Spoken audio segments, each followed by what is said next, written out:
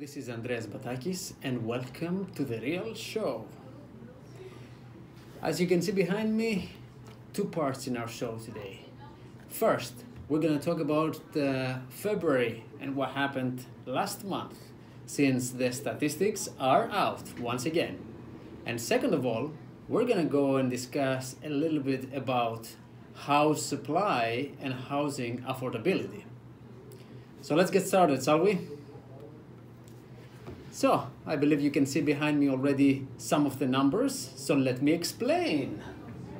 First of all, as you can see, the price on year over year, so the price this February compared to last year actually went up.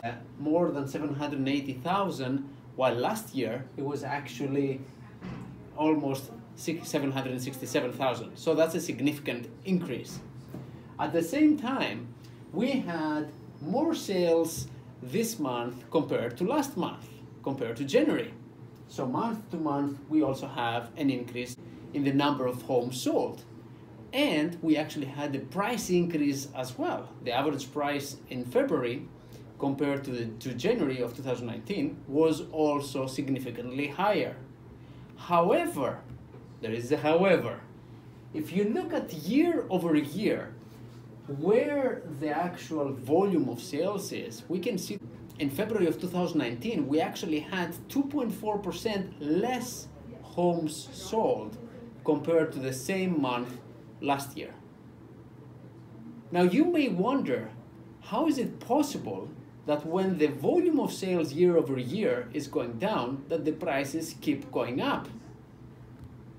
I believe that one of the main reasons is the lack of supply. Because if we look at the statistics here, we will see that not only the volume of sales was down by 2.4%, but the actual new listings on the market was down by 6.2%. So we actually had much less new listings than the homes that we actually had sold percentage-wise. Lack of supply results to housing affordability issues. We can see the impact on price increases both in sales and leases.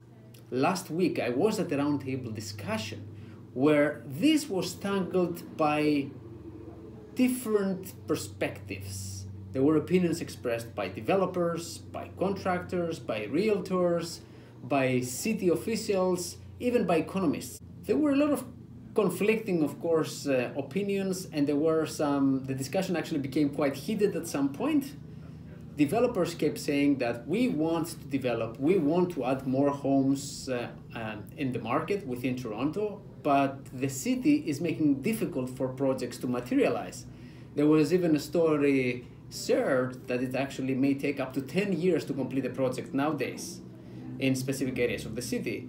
Now, the city officials, on the other hand, said that we're trying to protect certain aspects of quality of life within the city of Toronto. And as such, we are implementing zoning regulations that refer to things like, let's say, greater setbacks of buildings. In this way, we can preserve things like the actual sunlight reaching the road and the streets where people are walking. Developers, on the other hand, contradicted that by saying that, by rearranging setbacks and changing the zoning regulations, you're basically making some plots that were buildable either unusable or making them not financially viable to develop. On the other hand, we have parts of the public, like millennials and of course other people, that they want to live near their workplace. They believe that this is the way to move forward and actually have a better work-life balance. Now, of course, we have a lot of offices and headquarters at the center of Toronto City. These factors actually add even more pressure and create more demand for rentals and residences close to the city center. Demand and lack of supply again drives up the prices for both leases and buying segments. In the roundtable discussion, the argument Toronto is a great place to live in was heard more than once. However, just repeating this statement does not make living in a great city sustainable in the long term.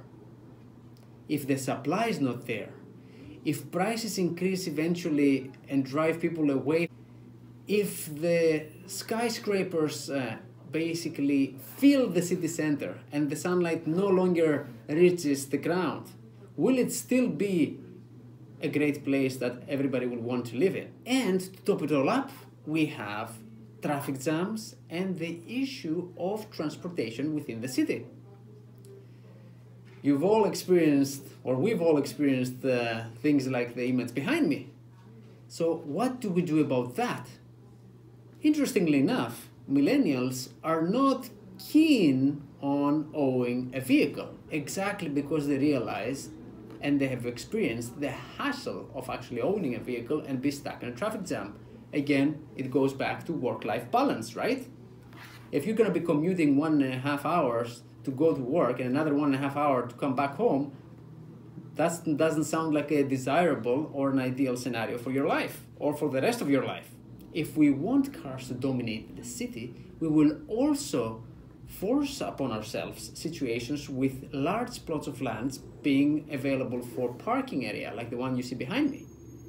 So rather than having open parking lots, we can have these areas developed with a balance between offices, residences, and recreational areas for the people of the city. Widespread phenomenon in North America, with a lot of people choosing to use their cars today and create the situation that we see behind us, is related to the fact that public transit is just not good enough. How do we end up with having a city, like in the photo behind me, that it's pleasant to live in and it's actually focused on people rather than on vehicles? And it has a balance. In my opinion, all the issues above and the heated discussion at any related round table is lacking one vital component: connecting the dots. And what do I mean by that?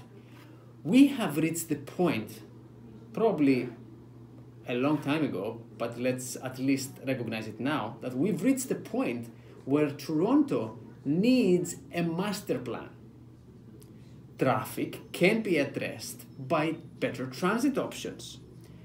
Better public transit options can make areas outside the city center and even outside the city more appealing to people without them having to own a car. And again, there is a lot of people today that, due to the associated cost, they would be very happy to use an efficient public transit system and not actually owning a vehicle.